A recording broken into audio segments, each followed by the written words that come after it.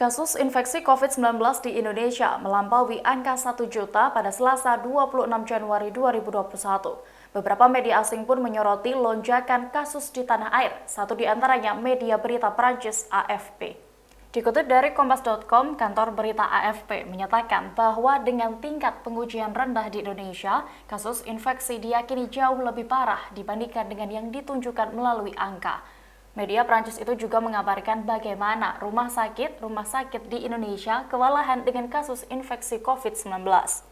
Ini menjadikan Indonesia sebagai satu negara yang paling terdampak di Asia. Media AFP juga mengutip pernyataan pakar epidemiologi Universitas Indonesia, Pandu Riono, di mana ia berpikir bahwa Indonesia telah mengalami 1 juta kasus COVID-19 sejak lama. Sedikit berbeda dengan AFP, media Australia ABC menyorot bagaimana pendapat warga Indonesia tentang peraturan di tengah pandemi. Seorang warga ibu kota Jakarta, Sabrianti, 42 tahun, mengatakan kepada ABC bahwa dia berharap pemerintah memberlakukan aturan jarak sosial yang lebih ketat. Warga lainnya, mahasiswa yang berusia 20 tahun, Muhaimin Zega, mengatakan bahwa pemerintah harus memberikan aturan yang jelas agar masyarakat bisa mengerti.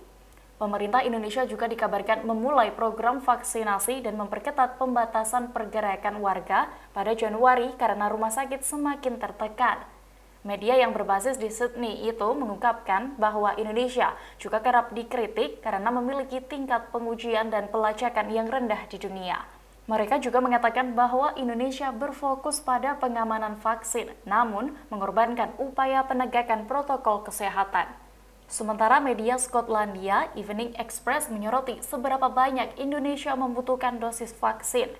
Menurut media yang berbasis di Aberdeen itu, Indonesia akan membutuhkan hampir 427 juta dosis vaksin dengan perkiraan sebanyak 15% dosis mungkin terbuang percuma selama proses distribusi karena luasnya wilayah negara.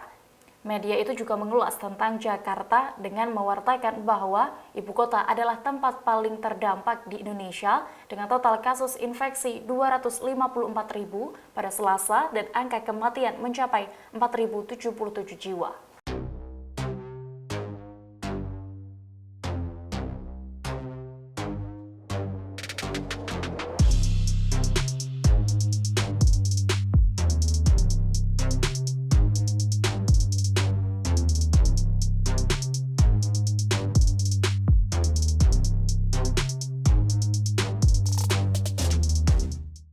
Demikian Tribun News Update kali ini, nantikan informasi terbaru lainnya hanya di channel YouTube tribunnews.com.